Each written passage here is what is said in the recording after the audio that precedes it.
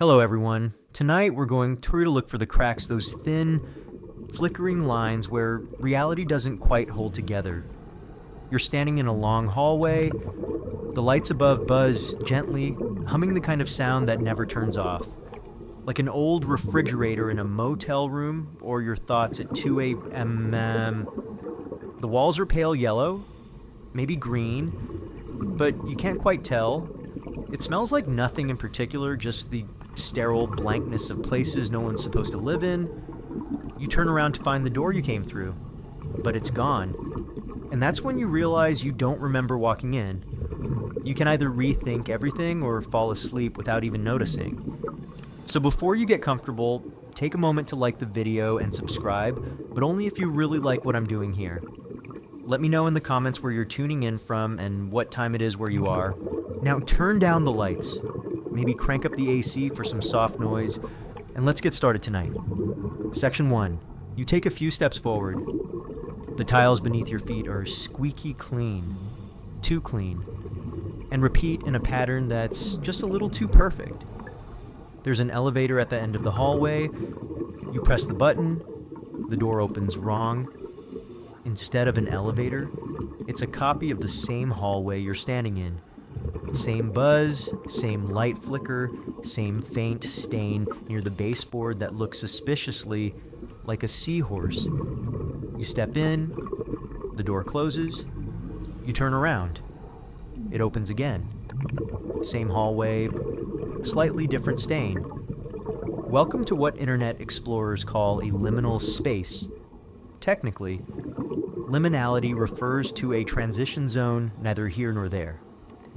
Anthropologist Victor Turner described it as a kind of in-between state, like standing at a threshold. These spaces evoke a strange tension. You're not supposed to stay there, but you are. And in dreams, or in this case, unsettling dreams, parading as reality liminal spaces seem to multiply. Scientists still argue about why we find empty, overlit hallways so deeply unnerving. Some say it's pattern recognition run wild. Your brain's threat detector doesn't like places that are out of context. A kid's play place with no kids, a parking garage with no cars, a motel with infinite rooms and no windows. That mismatch tickles your amygdala like a feather dipped in dread. There's a theory that the wrong door experience is actually your brain struggling to render a space it didn't fully record. Kind of like lag in a video game. You walk into your cousin's apartment and the bathroom is on the left until it isn't. And it's not that it changed. It's that your memory and your reality got their wires crossed. One guy on Reddit once described walking into his grandma's house and the living room was swapped with the kitchen. No remodels, no explanations. He walked right back outside, convinced he was dreaming. Then he went back in and everything was where it should be. Glitch, or a brief detour into a version of reality that never got debugged. You pass another door, it says maintenance, you open it, there's a staircase going both up and down at the same time. You blink, it's gone. Just a mop and a dusty bucket. You shrug. Keep walking. Here's a weird fact. There's a short-term memory condition called transient global amnesia. People suddenly forget where they are or how they got there, usually for a few hours without losing other knowledge. They'll repeat questions like, "Where am I every 30 seconds?" When they recover, they describe the experience as if they'd fallen out of time. That's eerily close to what wandering one of these glitchy hallways feels like. Except you remember too much, but it still doesn't make sense.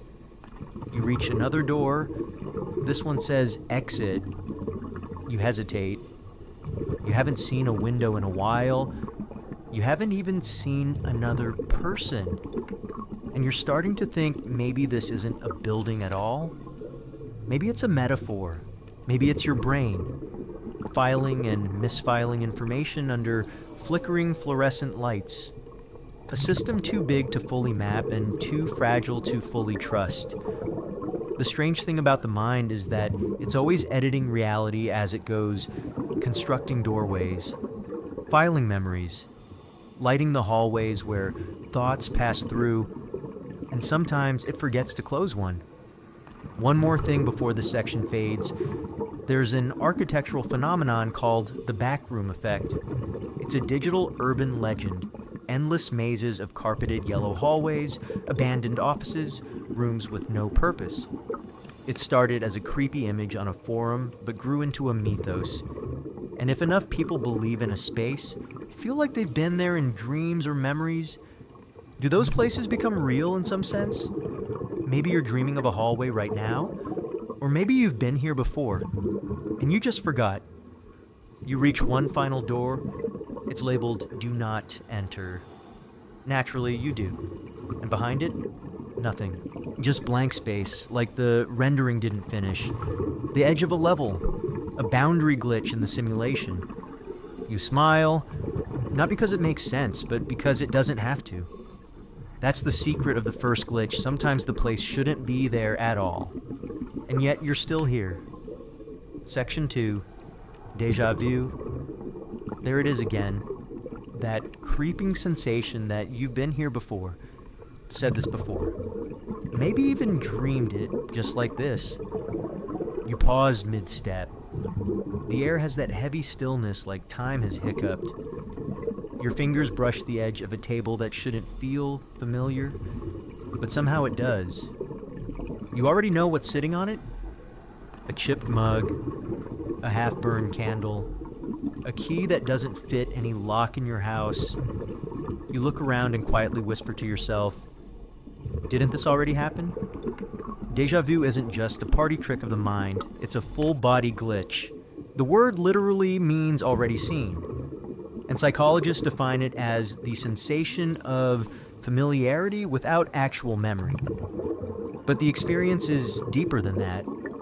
It's like memory reached forward and whispered in your ear before the moment finished happening. Neuroscientist Anne Cleary suggests déjà vu happens when there's a similarity between your current situation and an unremembered one from your past. Your brain gets a hit of familiarity, panics because it can't locate the source, and just makes a guess. This must have happened before. But maybe there's another possibility.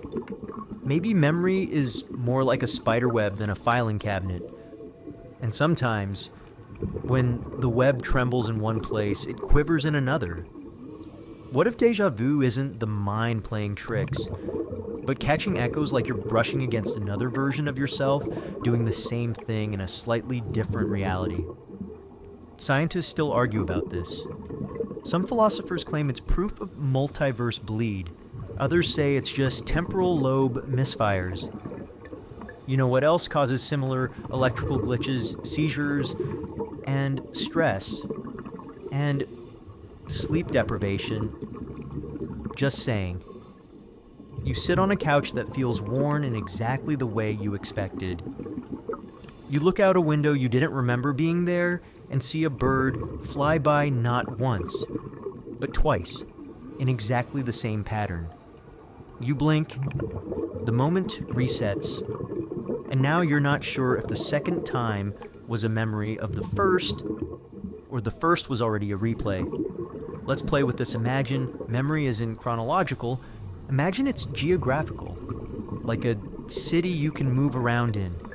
You're walking through your day and accidentally pass too close to a memory from the future. It buzzes your reality like airport interference. Boom, déjà vu. It's like life sneezes and forgets which part is the dream.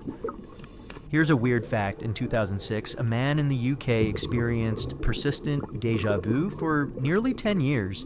He avoided watching TV or reading the news because he believed he'd already seen and read everything. Doctors found no neurological damage, but speculated it might be a strange intersection of memory formation and anxiety, a psychological time loop. You lay back and feel your brain doing that hazy float. You're both here and somewhere else. Like you just sidestepped into a version of reality running a frame ahead. Your thoughts aren't linear, they're echoes. That's why the past sometimes shows up in the future wearing a new disguise. Now think of this, if memory can make mistakes, what if time does too? You think of something from years ago, some random Thursday afternoon in childhood where the light hit a wall just right and you felt unreasonably happy.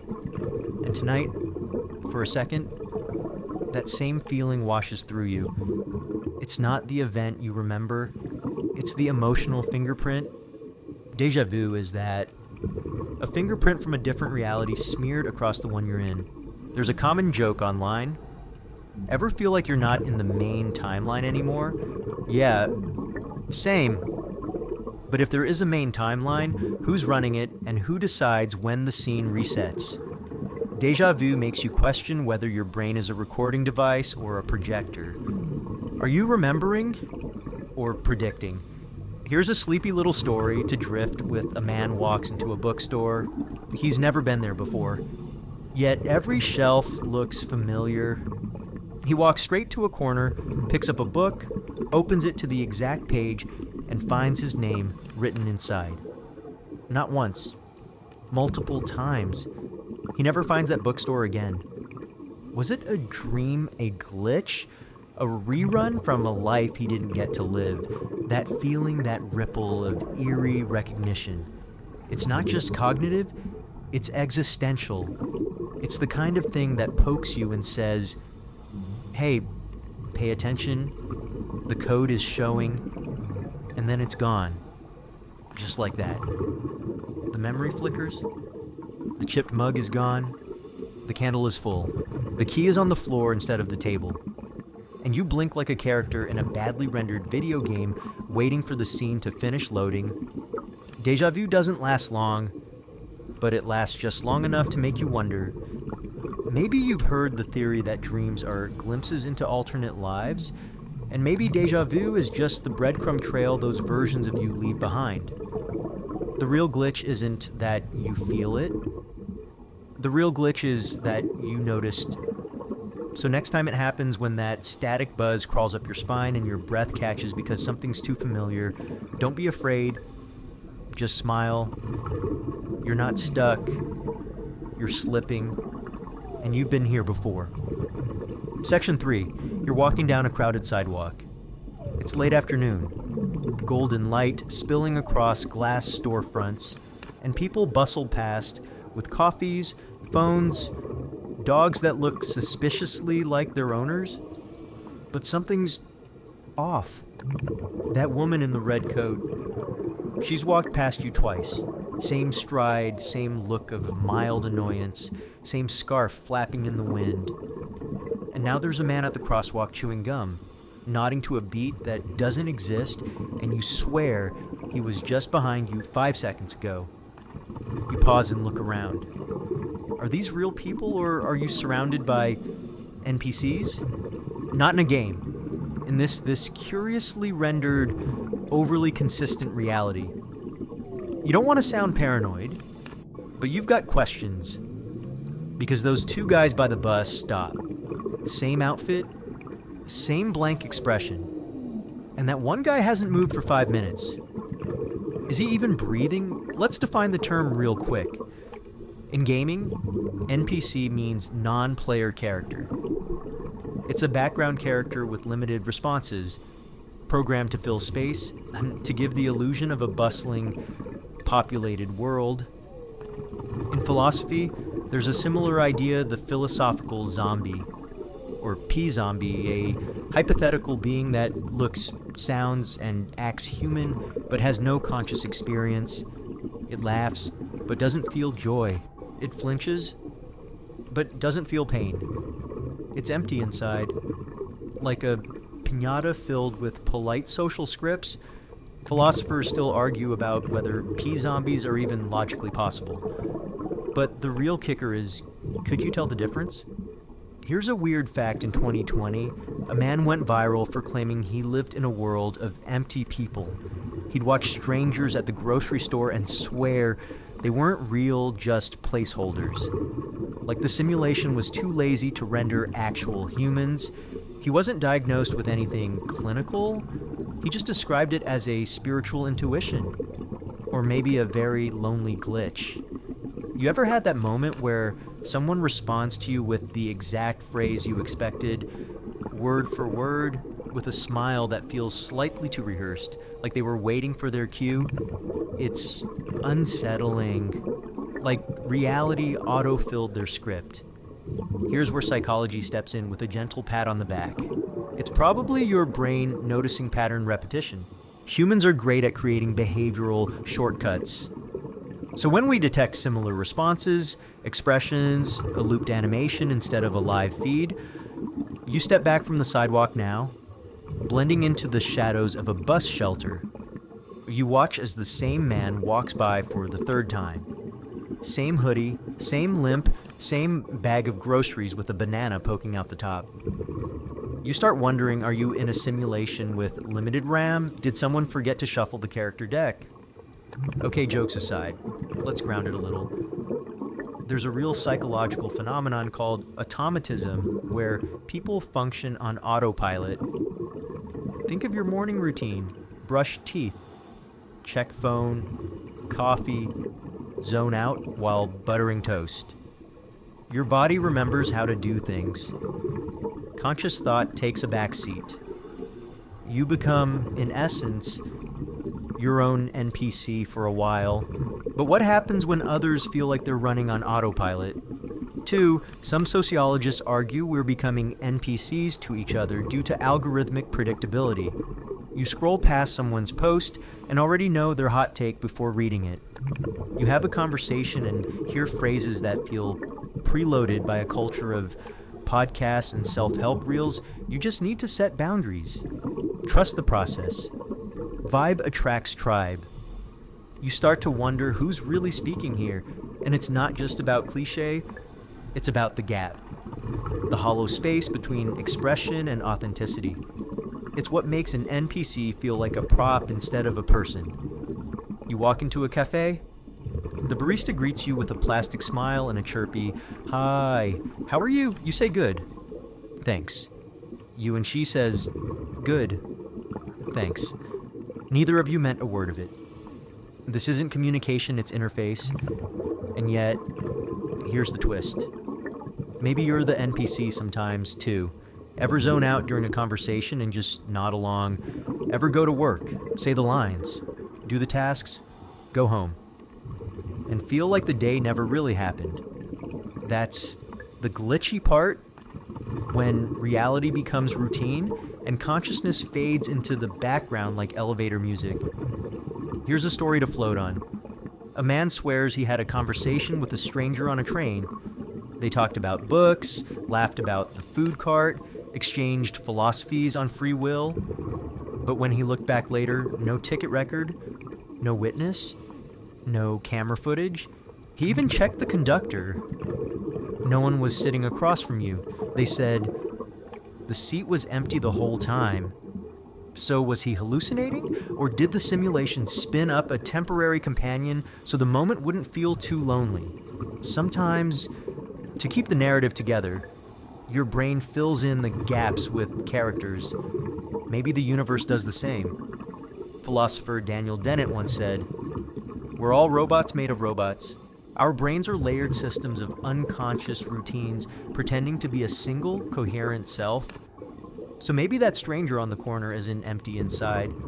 Maybe they're just running a script, same as you, same as me. But still, when you see that guy in the same coat, walking the same route, with the same blank stare for the 5th time, you can't help but feel a little tickle in your spine. Like the world forgot to refresh its background cast. Like you're walking through a dream where not everyone is awake. So next time someone says exactly what you thought they would, or smiles in that way that doesn't quite reach the eyes, don't panic. Don't scream, "I'm surrounded by NPCs," just lean in, smile back, maybe improvise a little. After all, even if we're in a simulation, that doesn't mean the characters can't surprise you. Section 4, you're at the mall, or at least it looks like a mall. Wide corridors, artificial skylights, that unmistakable smell of fresh pretzels and recycled air. You're walking past stores you don't remember having names like Electrozone and Book Barn Deluxe. Everything feels like it's been dipped in 2003. You stop in front of a shelf in a toy store. There it is. The Berenstain Bears. Wait, Berenstain, not Berenstain. You pick it up, stare at the spine. The EIN practically glows. You remember this. You're sure of it. You used to read these books as a kid. And it was always Berenstain. Your mom even said it with a hard steen. So why does everyone now insist it's Stain? Why do the official records contradict your memory? This, dear listener, is your first tumble into the Mandela Effect. It's named after the oddly common false memory that Nelson Mandela died in prison in the 80s. Thousands of people, many of whom never met, swore they remembered the funeral coverage, emotional details, reactions, speeches. Problem is, Mandela actually died in 2013, long after being released and serving as president of South Africa. So how do you explain the shared memory? One possibility, human memory is, let's say, enthusiastic but unreliable. Memory doesn't work like a tape recorder. It's more like a collaborative Google Doc, constantly edited, often auto-corrected, and occasionally sabotaged by rogue editors. It fills in gaps, smooths over inconsistencies, and sometimes even swaps timelines. Scientists still argue about whether the Mandela Effect is just collective misremembering or something stranger. Some propose it's a glitch in a multiverse, a slight overlap between dimensions where things unfolded just a little differently, like a cosmic copy-paste error. Here's a weird fact. In a 2016 study, researchers showed people doctored photos of famous historical events, like the Tiananmen Square Tank Man photo with extra tanks. Many swore those images were accurate and said they'd always remembered it that way. So maybe it's not just the Berenstain Bears. Maybe it's the color of C-3PO's leg, or the placement of New Zealand on the map, or whether the Monopoly Man has a monocle spoiler. He doesn't. But you still see it in your head, don't you? You walk deeper into the mall. There's an escalator that seems to go up forever. You step on, it carries you past storefronts for brands that never existed. Planet Groove, Chef Safari, Movie Mart. You feel a strange nostalgia for places that probably aren't real.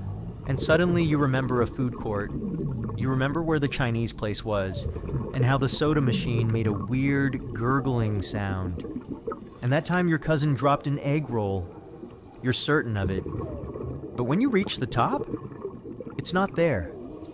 The entire food court is gone, replaced by a sleek new atrium, all glass and chrome. The past you remember never happened. Or maybe it did in a version of reality that got overwritten during a late-night patch. And now, the memory is all that remains. You sit on a bench that may or may not be real and consider the words of cognitive scientist Elizabeth Loftus, who showed that people can be convinced they experienced events that never occurred with full emotional weight and detail. All it takes is suggestion, confidence, and just enough plausibility. So what is memory a witness, a liar, a time traveler? Maybe all three. You close your eyes. The mall sounds swirl, kids laughing, shoe squeaks, a distant carousel melody that's probably a speaker glitch. When you open your eyes, there's a bookstore in front of you, one you know wasn't there before. You walk in, head straight to the children's section, you find a Berenstain Bears book, you pick it up, the cover says, Berenstain. You blink. Now it says Berenstain. You don't say anything. You don't have to. The universe is listening. And sometimes it changes the spelling just to keep you off balance. Reality, it seems, is a patchwork quilt stitched together with fragile assumptions. And sometimes, just sometimes the seams show. So if you ever walk into a place that feels familiar but wrong, if a name you swore you knew suddenly shifts in front of your eyes, don't freak out. Just remember, not all glitches are bugs. Some are Reminders. Section 5. You're staring into a mirror. You've done it 1,000 times, brushing teeth, adjusting collars, checking for spinach, but tonight, something doesn't feel right. You lean in. Your reflection leans in. You tilt your head. It follows. But the eyes, something about the eyes. For one breathless second, it feels like your reflection is thinking independently, not copying, but watching. Mirrors are supposed to reflect. That's all. Simple physics. Photons bounce off your face, into the glass, and back to your eyes. But mirrors have always carried something extra. Something psychological. Something mythological. Narcissus fell in love with one. Vampires supposedly cast none. And you're now wondering if yours might be a window. Let's talk about Capgras delusion, a real neurological disorder where someone becomes convinced that a loved one has been replaced by an identical-looking imposter. Sounds absurd, right? But here's the thing, it's not a failure of sight, it's a failure of emotional recognition. Your brain sees the face just fine, but the "this is familiar and safe" signal doesn't fire. So the brain, in a panic, comes up with a wild but emotionally consistent conclusion. This person is a fake? Now flip that inward. What if the mirror works just fine, but your sense of self doesn't? You recognize your own face, but something about it feels foreign, unfamiliar, wrong. Psychologists call this mirror self-misidentification, a subtype of delusional misidentification syndrome. People who suffer from it look in the mirror and believe the image they see is someone else entirely. And in those rare late-night moments under flickering light or early insomnia, you get a diluted version of the same sensation. You look in the mirror, and the mirror looks back a little too late. Here's a weird fact. Elephants, dolphins, magpies, and great apes have all passed the mirror test, a classic experiment where a mark is placed on the animal's body, and researchers observe whether it uses the mirror to investigate the mark. Passing the test is a rough measure of self-awareness. Now imagine failing that test, even though you're human. Imagine realizing you're no longer sure who's on which side of the glass. You flick off the bathroom light. It doesn't help. The reflection is still visible, faintly, as your pupils widen in the dark. You reach out a hand. Your reflection does too, but part of you still half expects it not to. Scientists still argue about why mirrors can unsettle us. Some blame it on a phenomenon called cognitive dissonance, a mismatch between what we expect and what we perceive. Others blame deep, ancient fears, the uncanny valley, doppelgangers, shadow selves. You step out into the hallway. There's a full-length mirror by the door. You stop again, stare. This time, your reflection is slightly delayed, only by a fraction of a second. Maybe your eyes are playing tricks on you. Maybe it's just adrenaline, or maybe your reflection got distracted. You remember a story you once heard about a woman in a hotel who looked into the room's mirror and saw herself sitting on the bed, except she hadn't moved yet. She blinked, and the reflection caught up. She checked out immediately and never went back. Here's the thought that keeps you awake. What if mirrors don't reflect light?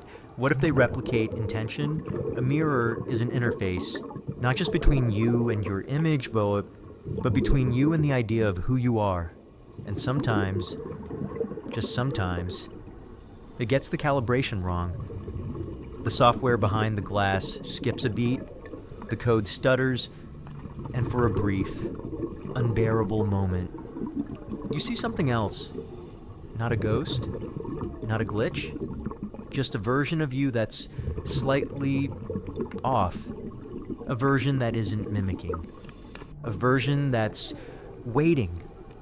So if tonight you find yourself brushing your teeth and catching a strange pause in your reflection, don't panic. Maybe you're tired. Maybe your brain is rewiring, or maybe, just maybe, you were never the one on this side of the mirror to begin with.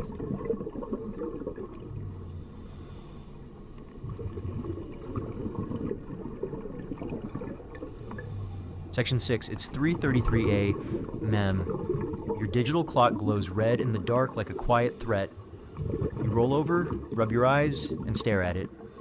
Still 3:33. You blink, yawn, look again. Still 3:33.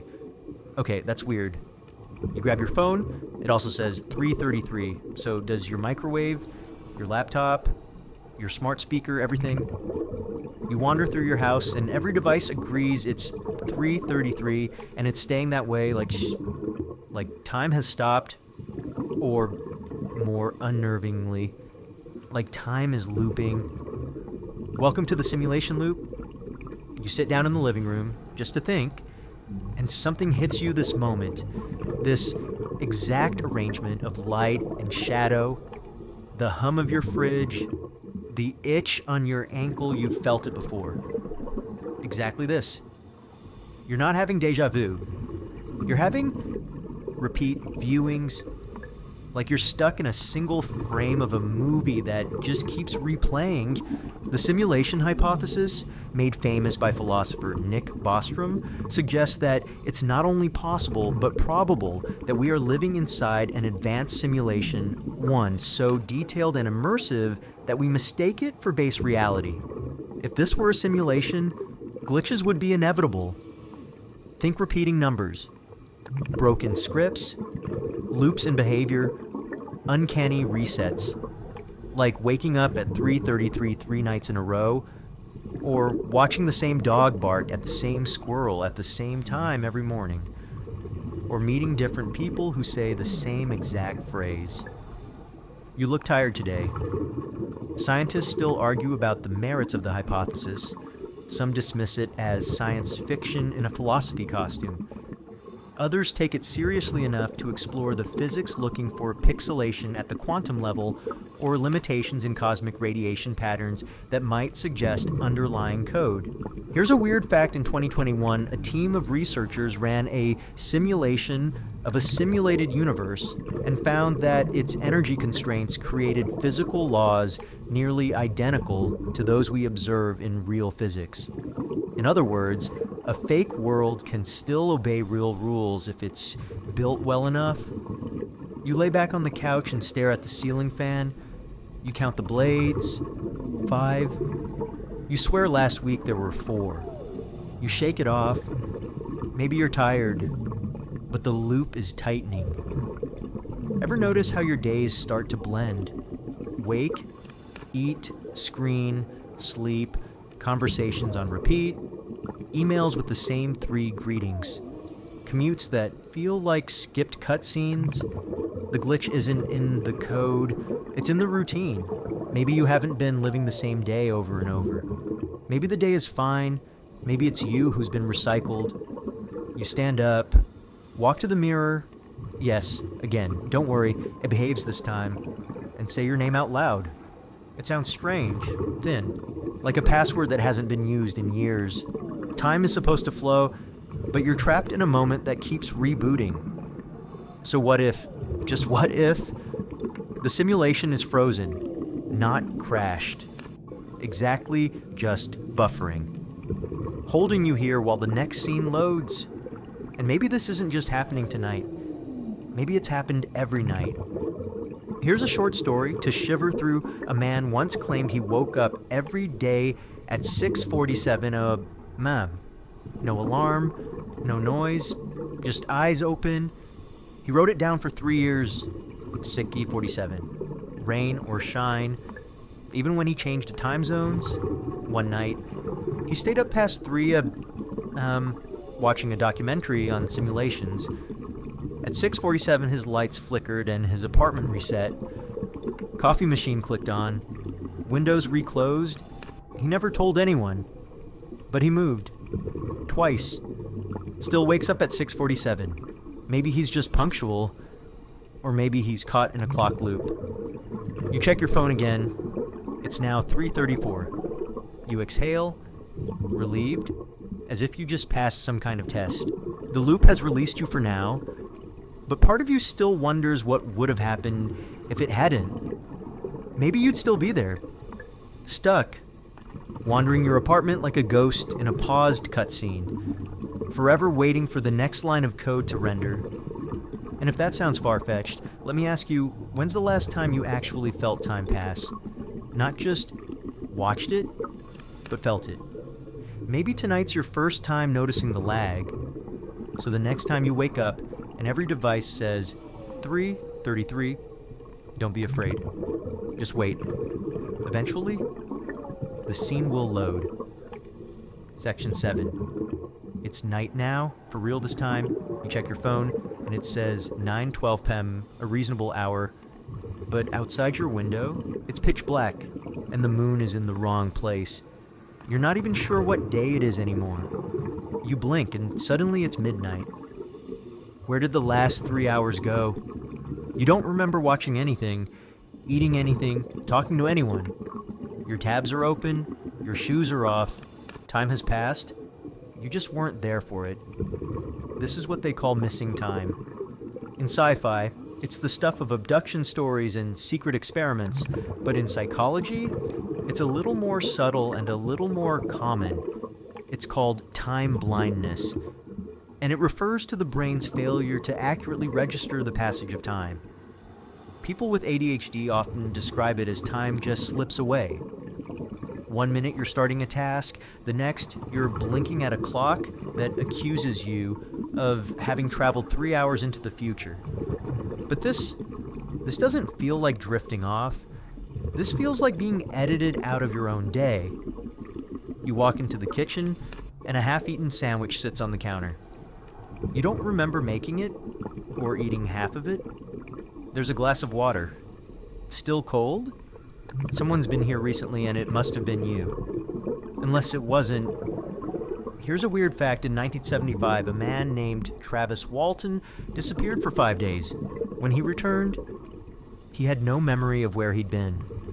He passed polygraphs, but skeptics chalked it up to a fugue state, a rare psychiatric condition where a person forgets who they are and wanders.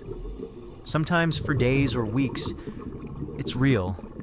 It's rare, and it's deeply unsettling. Imagine that your brain deciding without your permission to take a break from being you. You open your journal app, nothing new, but it's weird you always write in it before bed.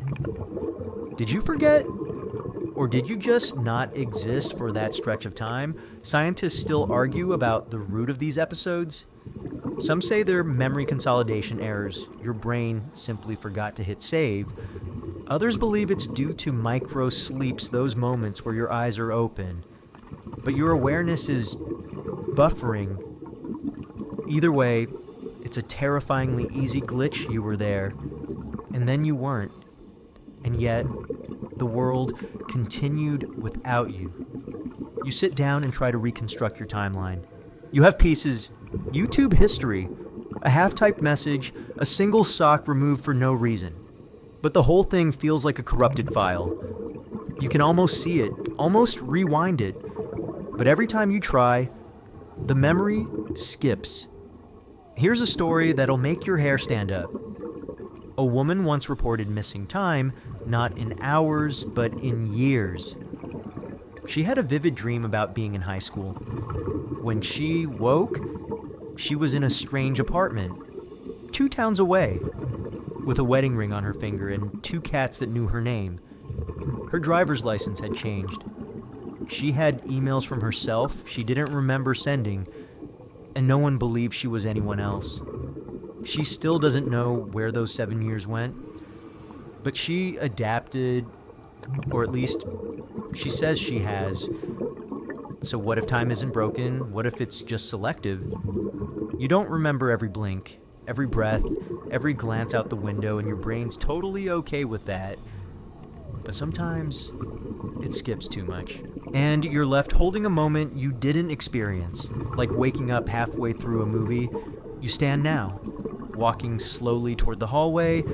You flip the light switch. Nothing happens. You do it again. Still nothing. Third time's the charm, it flickers on.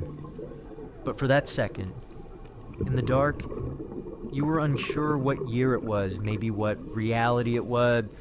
You pass a mirror. Don't worry, your reflection's playing nice tonight. But your face. You look tired in a way that's not just sleep, it's temporal exhaustion. The wear and tear of discontinuous living. The psychic jet lag of existing in patches. So, what should you do the next time the hours slip through your fingers? Here's a thought, don't chase them. Instead, write yourself a note. Something like, hey, I was here. I mattered. I felt this moment. Then if you wake up and that note is already written well, maybe you've been looping longer than you thought, but if it's blank, then maybe, just maybe, this is the one timeline that stuck.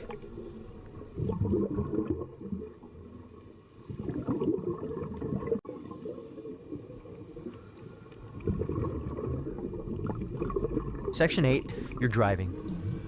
At least, you think you are. The road is familiar, but only barely. The street signs look right.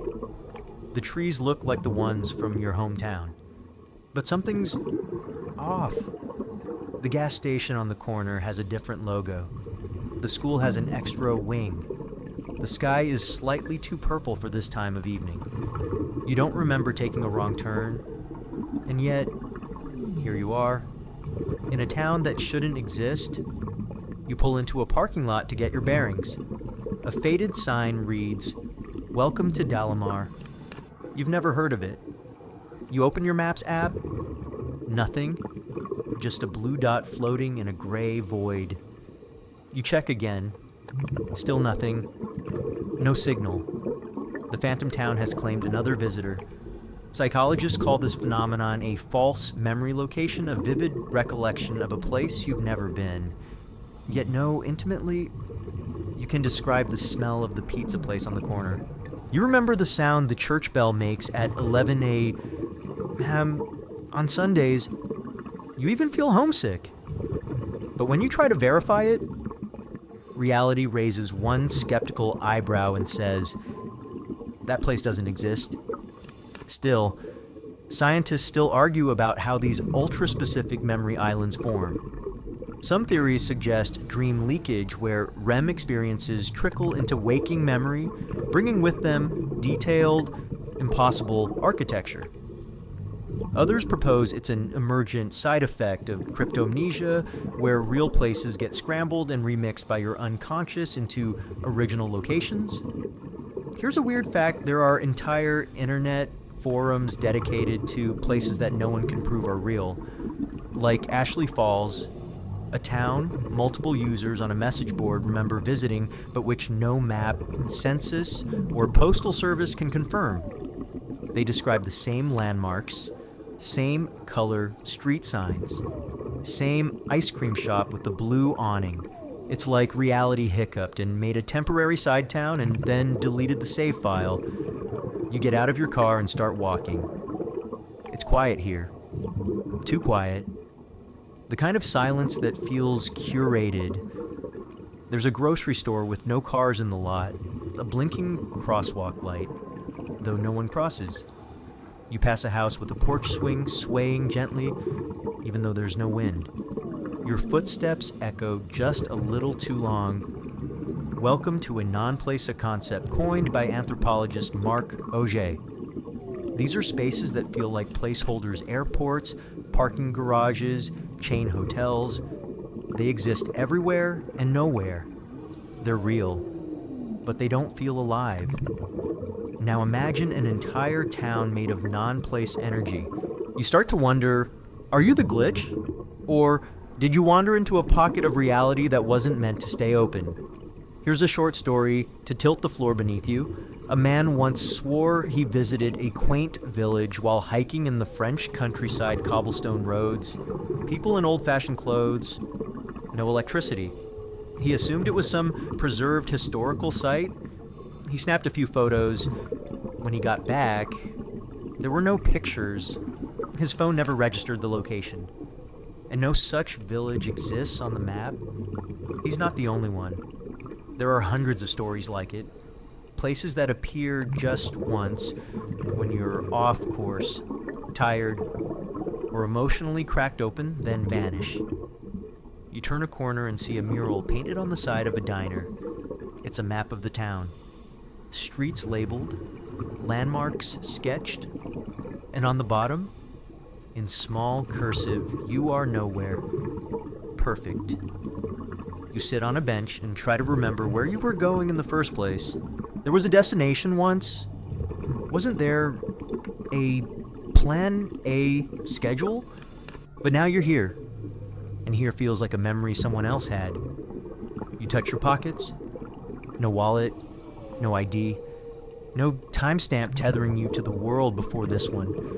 And that's when it hits you. Maybe this town exists outside of continuity. Like a loose page from the script of your life. A cutscene no one was supposed to see. And somehow, you landed here. Reality isn't breaking. It's just blending. You close your eyes. The air smells like cinnamon and static. You could fall asleep on this bench. And maybe when you wake up, the town will be gone. Or maybe you will be. So if you ever find yourself somewhere that shouldn't exist but feels like home, don't fight it. Wander.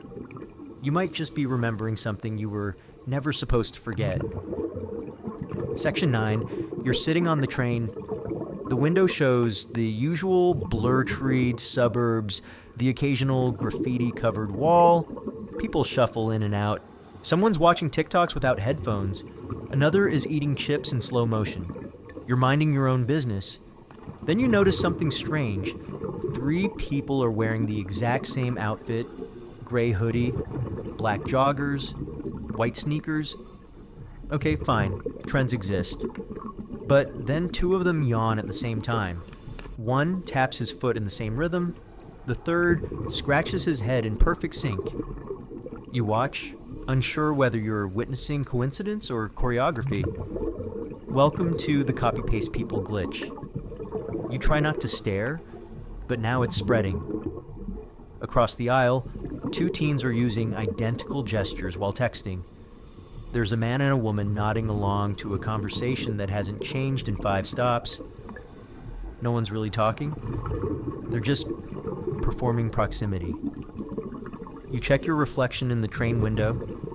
You're still you, but the rest feels algorithmically generated. There's a psychological quirk at work here called the Baader-Meinhof phenomenon, also known as frequency illusion. It's what happens when you learn a new word or notice a specific thing, and suddenly it seems to be everywhere. Your brain isn't lying, it's just spotlighting. But this feels deeper. It's not that you're noticing more, it's that reality itself has flattened. Like someone copy-pasted the same human template to save processing power. Like life is running in low-detail mode to save RAM. Scientists still argue about why we perceive repetition as unsettling. On the one hand, pattern recognition is what keeps us alive. Predictability feels safe, but too much predictability. That feels wrong. That feels off-script. Here's a weird fact. In 2018, researchers studying crowd behavior used AI to simulate foot traffic in dense urban areas. They discovered that the most efficient movement came not from randomized paths, but from clusters of repeated action, humans unconsciously syncing with each other. Efficiency breeds similarity, but when it happens on the subway, it breeds existential dread. You reach for your phone, open a random notes app, something you jotted down months ago. It reads, "Watch for the duplicates. When they show up, you're getting close." What did you write that why the man in the gray hoodie coughs? Then the second one does. Then the third. Same sound. Same timing. You want to laugh or run. Here's a story you'll either love or hate. A woman described waking up in an unfamiliar apartment. It was clean, sparsely decorated. There were clothes in her size in the closet. Photos of her on the walls posed with people she didn't recognize, but who clearly knew her. On the TV was a looping video of a city street. She watched it. People walking in perfect sync. Every 30 seconds. The loop restarted. She checked outside, same street, same people. She never found the camera. Sometimes she wonders if she ever left. You look around the train again. The man with the bag gets up. The next person gets on. He's wearing the same coat. You realize the woman 2 seats ahead is reading the same book you are, but she's on the same page. 2. That's it. You stand up, walk to the next car, different faces, different clothes, a slight sense of relief, until you see it again. A man in a gray hoodie, tapping his foot. The copy-paste people follow, not because they're chasing you, but because they're part of the render. Here's a sleepy little idea. What if reality isn't one endless simulation, but a looped one? And when we move too fast, or become too aware, it starts repeating the assets it's already used. The characters, the conversations, the headlines, the emotional beats. The glitch isn't always dramatic. Sometimes it's subtle, quiet, mass-produced, and if you're lucky or unlucky enough to notice, well, you start seeing them everywhere. Gray hoodie, black joggers, white sneakers, tap, tap, tap. So next time you're on a train or in a crowd and it feels like someone hit Control+C a few too many times, don't panic, just smile. Maybe you've reached the edge of the render, and what comes next isn't written yet. Section 10. You wake up, but something's off. Your bed feels wrong, like the mattress is slightly thinner. The light coming through the blinds is the right color, but the wrong angle. Your room is silent, but the silence hums. You check your phone. The date looks fine. Your notifications make sense. You glance at the mirror across the room, and your reflection is there. Everything should be normal, but it isn't. You're still in the dream. You try to shake it off, throw the blanket back, stand up, and your foot goes through the floor. Then you wake up again, in the same bed. This time, it's worse. Welcome to False Awakening Loops. The Inception. Glitch your brain loves to run when it's trying to tell you something or absolutely ruin your sleep schedule. These dreams feel hyper-real. You perform normal tasks, get dressed, brush your teeth, make coffee only to realize something's not quite right. Your phone has 17% battery, no matter how much you charge it. The coffee tastes like water. The mirror doesn't fog up when you breathe. You think, this must be a dream. And then, boom, you wake up again. Maybe even again. It's not just vivid dreaming. It's your consciousness playing musical chairs with different layers of itself. Psychologists say false awakenings happen when your brain wakes up enough to simulate wakefulness, but not enough to actually get there. It's like trying to boot up an old laptop that keeps restarting. Now, pair that with hypnagogia, the twilight phase between waking and sleeping, where your brain coughs up some of its weirdest hallucinations. You might hear voices calling your name. You might feel like you're falling, or floating, or see something standing at the foot of your bed that vanishes the second you blink. Scientists still argue about whether these experiences are dreams, hallucinations, or sneak previews of alternate states of consciousness. What they agree on is this: they're common, and they mess with your sense of reality. Here's a weird fact: sleep paralysis, the terrifying cousin of false awakenings, is often accompanied by the sensation of being watched. The old hag archetype, a shadowy figure sitting on your chest, has shown up in every culture on Earth. Japan calls it kanashibari. Nigeria calls it the devil on your back. The brain calls it Tuesday night. You sit on the edge of the bed and try to remember what's real. The cat hops up beside you? That's normal. You don't own a cat. That's less normal. You reach for your phone and try to text someone, but the keyboard is alphabet soup. The letters shift under your fingers like oil. You close your eyes and say, okay, wake up now. You open them. Same bed, same hum, same wrong light. You're still in the loop. Here's a story you might wish you didn't hear. A man once claimed he lived an entire year in a dream. He had a job, a partner, hobbies. He remembered birthdays and phone numbers and the smell of his apartment. Then he tripped while unloading groceries and hit his head and woke up. In the real world, in his real apartment, alone. 1 minute had passed. Everything else, gone. The grief was real. The loss of his dream life hit like the death of a loved one. So what happens if the version of you that wakes up isn't the one that started dreaming? What if these loops are less about the brain and more about switching tracks? Every awakening is a fork in the road. Most mornings you snap into the same timeline you fell asleep in. But sometimes you miss and end up in a slightly different version. The book on your nightstand is in a different language. Your toothbrush is red instead of blue. Your face looks the same but older. Not enough to panic. Just enough to wonder. So if you find yourself waking up over and over, doing the same things, feeling the same doubt, don't rush it. Look around. Ask yourself questions only you would know. Sing a song backwards. Check your hands, fingers often blur in dreams. And if everything checks out, don't trust it just yet. Because sometimes, the final false awakening is the one where the world seems most real. And sometimes, the dream doesn't end when you open your eyes. It ends when you stop questioning it. Section 11.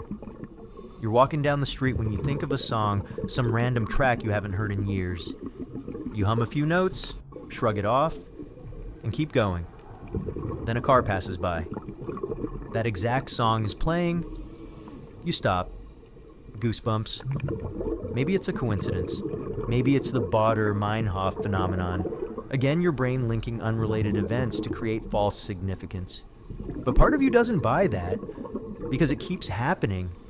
You think of a friend, and they text you. You say a strange phrase out loud, and later, someone on a podcast says it, word for word.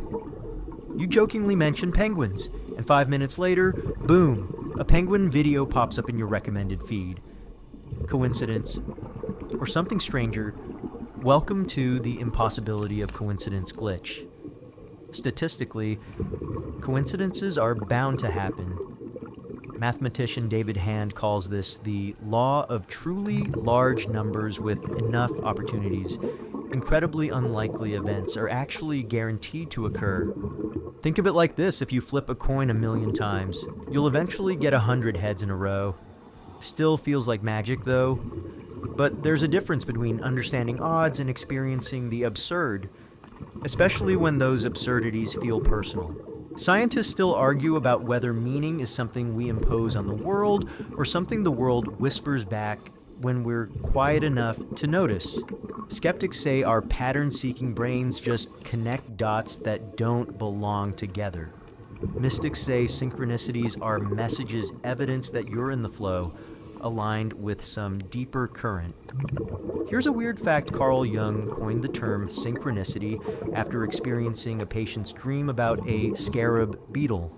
As she described it, a real beetle tapped on his window, a species not native to his location, and extremely rare.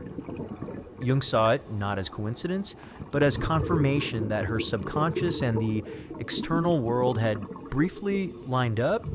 What are the odds? Better question, what are the rules? You walk into a bookstore and instinctively pick a book off the shelf, open it to a random page, The sentence staring back at you answers a question you never told anyone. It's not that you feel seen, it's that you feel read. Coincidences like this don't feel random. They feel scripted, not forced, but placed. Like Easter eggs in a game. The universe nodding. Yes, you're paying attention. You get the sense that life is less of a chaotic storm and more of a code base. And once you start recognizing the loops, the callbacks, the recurring symbols you can't unsee them, that crow that always shows up when you're anxious, the number 137 that follows you around, the childhood song that plays every time you're on the verge of a major decision, are they signs, or are you just good at finding connections? Here's a short story to twist your sleep schedule. A woman once noticed that every time she saw a red balloon, someone in her life would disappear. It started with a breakup, then a coworker quit, then her cat ran away. At first, she laughed, but the pattern held. Years later, after avoiding balloons for over a decade, one floated into her kitchen through an open window. The next day, she woke up to find her reflection wouldn't move. Coincidence. Maybe? Or maybe reality isn't random. Maybe it's just interactive. Like a game that listens, like a dream that reacts.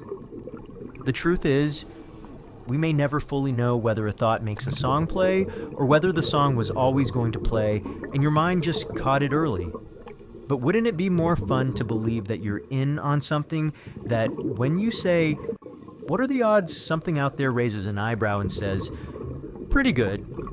Actually, so the next time you think of a name and they call you, or see a number everywhere and feel a twinge of dread, or dream something that happens the next day, smile, because you've just caught reality winking. Section 12. You're scrolling your phone, harmless stuff memes, cooking videos, a guy ranking potato chips like it's a TED Talk. Then you stop, an ad for a book you were just thinking about. You didn't say it out loud, didn't type it, just thought it. You freeze, laugh nervously. It's probably just data targeting. Probably, but inside, you're shaken.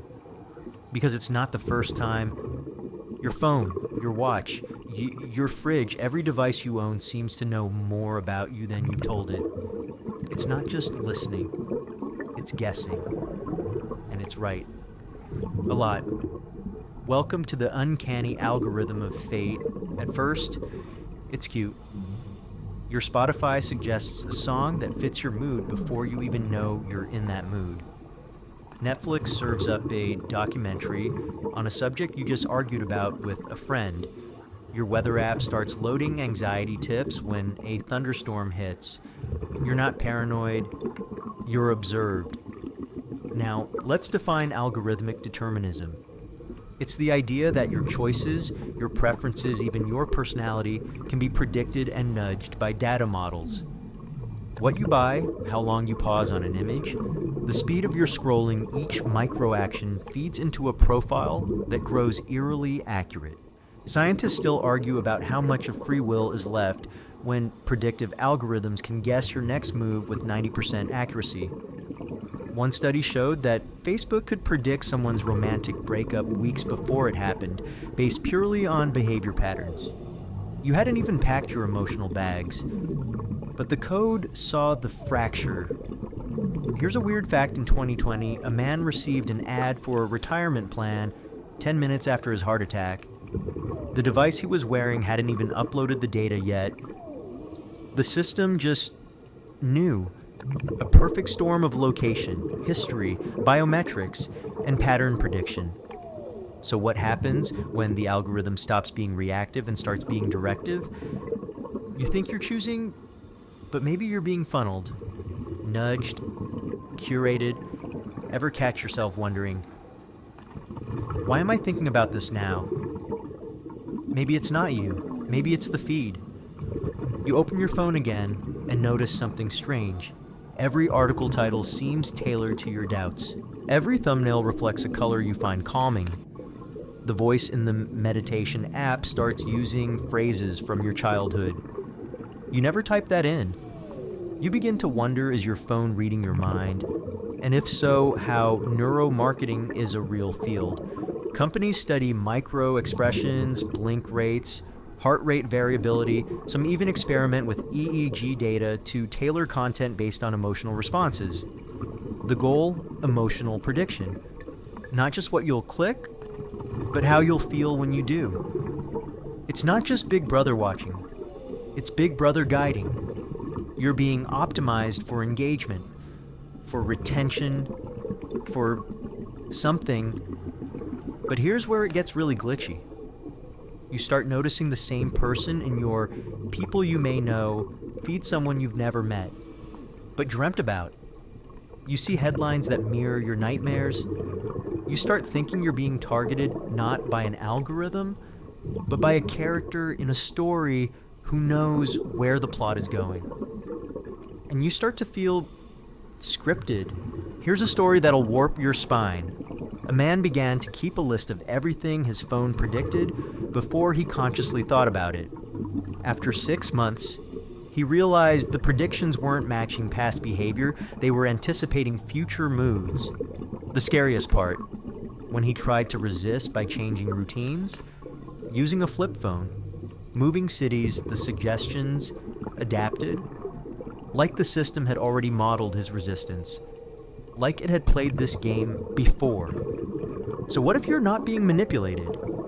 What if you're being narrated reality, rewritten by a digital ghostwriter who knows your lines better than you do? Not controlling you outright, just steering one gentle swipe at a time. Now, this doesn't mean the world's fake, but it does mean your choices might not be as free as they feel. So the next time your phone knows what you're about to Google, or your smart speaker offers comfort, before you even say you're sad, ask yourself, is this fate or is it feedback? And if the algorithm already knows where you're going, who exactly is driving section 13? You're walking down a street you've walked 100 times, but today, every camera catches your eye. The one above the ATM tilts as you pass. A car idling at the curb has a dash cam pointed right at you. Even the phone in your pocket feels heavier, like it's straining to listen harder. You glance at a street lamp. Is that a lens? You shake it off. You're not doing anything wrong. You haven't broken any laws. You're not famous, or else you're not even interesting, and yet you feel watched. Welcome to the observer trap. It starts with the sensation that someone's behind you, that someone's aware of you, that maybe everything around you is reacting to your presence, like the world is a sentient set waiting for your next line. Let's talk about solipsism, the philosophical idea that only your own mind can be certain to exist. Everything else is projection, a well-lit hallucination with good sound design. It's an old idea, but technology has given it new teeth in a world where surveillance is constant, where your behavior is tracked, logged, analyzed, where content itself changes based on your attention. It's not just a theory anymore, it's a feeling. Scientists still argue about how perception affects reality. The observer effect, famously invoked in quantum mechanics, shows that particles behave differently when measured. Observation changes outcome. But does that mean looking creates reality, or just rearranges it? Here's a weird fact. In 2022, a team at MIT created an AI that would show an image only when a human observer looked at a screen, but not otherwise. The image wasn't there until it was seen. It raised a question no one could answer comfortably if the world exists independently of observation. Why does so much of it wait for you to look? You sit on a park bench. The wind is soft, leaves rustling across from you. A pigeon seems to pause mid-step and stare. You blink. It flies away. Maybe it was nothing. Maybe it was a feathered surveillance drone from your own subconscious. Then again, you notice something else. There's always someone near you, but never interacting. A man reading a newspaper upside down. A woman on a phone call who's clearly not listening to anyone. A jogger who's run past 3 times already. It's like they're background extras waiting for your camera to move so they can resume the script. Here's a short story to fuel your inner conspiracy theorist. A man begins to notice that every time he makes a decision, big or small, something confirms it. He changes barbers, and a stranger compliments his haircut. He skips a meeting, and it gets canceled anyway. It starts feeling like the world wants him to feel confident. Too confident, he tests it, makes worse choices. The pattern holds. He begins to suspect he's being watched not to catch him, but to study him, as if he's the variable in a long-running psychological experiment. He stops deciding altogether. The world pauses. Reality waits. You ever wonder why mirrors, cameras, and screens all show you why your devices know where you are, what you like, what you fear? It's not about privacy. It's about presence. You are the center of your sensory universe. Nothing enters without your permission or your attention. That's the observer trap. Not that you're being watched, but that you were meant to be. Now, let's talk paranoia for a second. Paranoia isn't always a malfunction. Sometimes it's a system alert, a feeling that reality has gotten too efficient at adjusting to your gaze. Every click reshapes the feed. Every glance shifts the spotlight. And yet, no one ever seems to be watching back. Not really. Maybe that's because you're not the star. You're the camera. And the world has been auditioning for you since day one. So the next time a camera tilts just as you pass, or you feel someone behind you, but there's no one there, don't panic. Just remember, in a reality shaped by observation, the act of noticing might be the only thing that's real. Section 14. You wake up and don't recognize yourself. Not in a dramatic amnesia movie way, more like a quiet, persistent question lurking behind your eyes. You look in the mirror, and you know it's your face. Your name comes to mind. Your memories feel intact. But still, a voice whispers, "This isn't who you were yesterday." Welcome to the cracks in identity glitch. It's subtle at first. You reread an old text and think, did I really write that? You look at an old photo and feel like you're observing a stranger. You hear yourself laugh and think, that's not my laugh. It's like yourself has been slightly recoded overnight, same chassis, new firmware. This phenomenon isn't just poetic, it has a name. In psychology, it's called dissociation. It's when your sense of self, time, or reality becomes disrupted. It can be fleeting, like zoning out during a meeting, or more profound, like feeling detached from your own body or thoughts. You're still functioning. You still remember birthdays, passwords, movie quotes, but the glue that holds you together feels thin, stretched, brittle. Scientists still argue about whether identity is stable or constantly reconstructed. Modern neuroscience leans toward the latter. The self is not a fixed entity, but an ongoing hallucination. A narrative illusion maintained by memory, feedback, and repetition. So when that illusion stutters, even for a second, you fall through the cracks. Here's a weird fact. People with derealization or depersonalization disorders often describe feeling like they're in a video game. The world looks artificial, and they themselves feel robotic. There's even a test where you pinch yourself to prove you're real, but sometimes, even pain feels like a special effect. Imagine looking at your hand and thinking, that's not mine. It's just a tool I'm operating. That's not a metaphor. That's a Tuesday for some people. You walk outside for fresh air, But even the breeze feels scripted. The street is too quiet.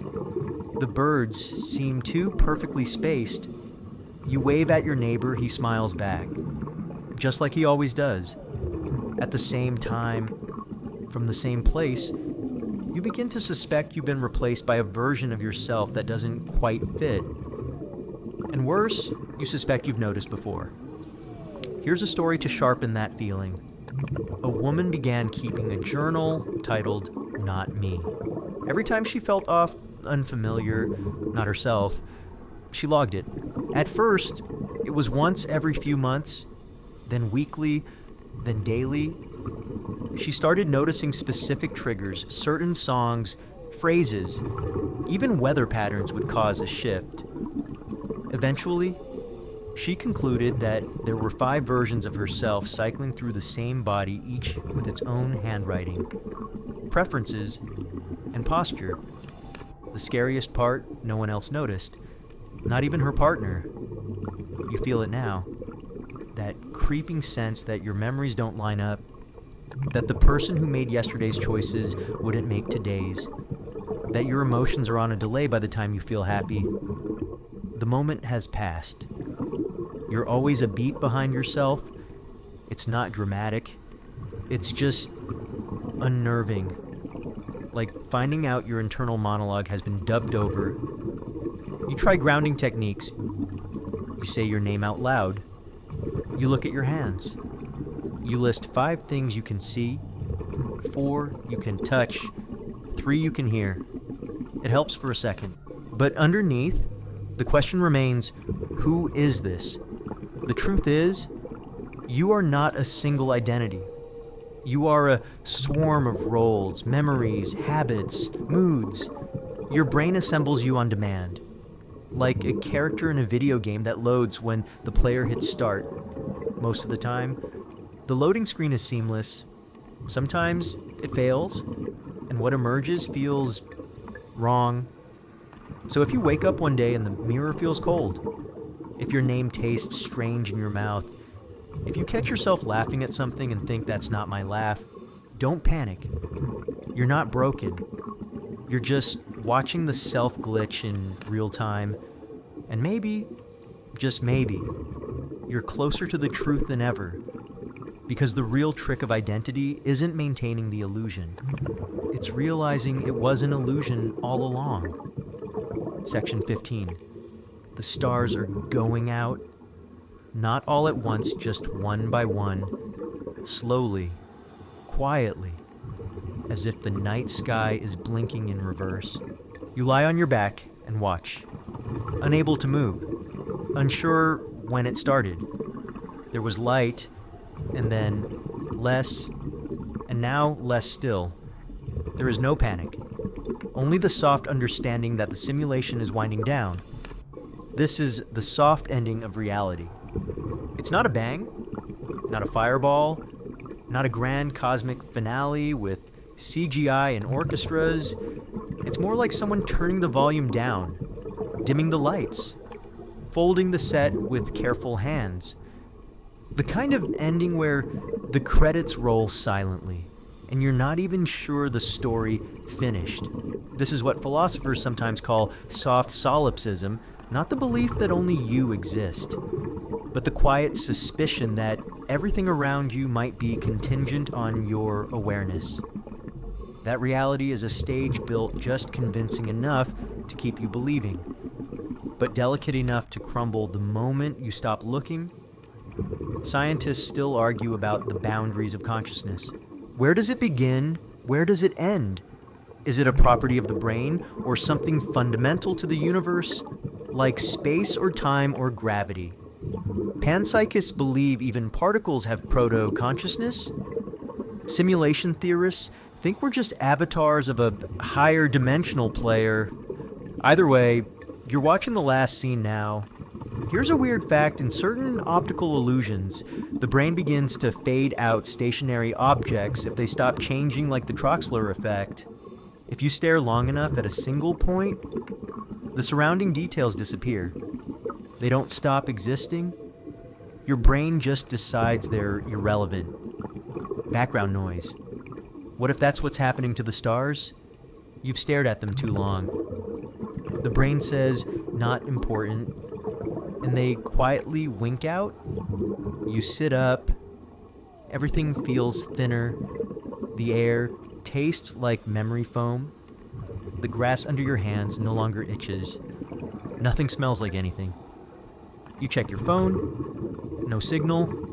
No time. No date. Just a black screen, reflecting your eyes. The simulation has powered down the interface. You begin to walk. The world is still here. Technically. Trees, houses, sidewalks. But the colors are draining. The edges are fuzzy. No one else is around. You're not alone, but there's no one here. It's not scary. It's peaceful. Like slipping into warm water and forgetting the name of everything that ever hurt you. Here's a final story to hold gently as you drift. A man once dreamed of a vast, white room. No walls, no doors, just horizon in every direction. He stood in the center and heard a voice his own say, "You can wake up now if you want, but you don't have to." He thought about it. He looked around, and then he smiled and sat down. He hasn't woken up since. Maybe the world doesn't end in apocalypse or flame. Maybe it ends like this, with the lights dimmed, with the stage cleared, with you watching. And maybe it's not an ending at all. Maybe it's just a pause screen, a moment before the next level loads. So if the stars are fading, and the clock stopped ticking, and the silence feels less like emptiness and more like, rest, don't be afraid. The glitch was never a flaw. It was an invitation to notice, to wonder, to let go.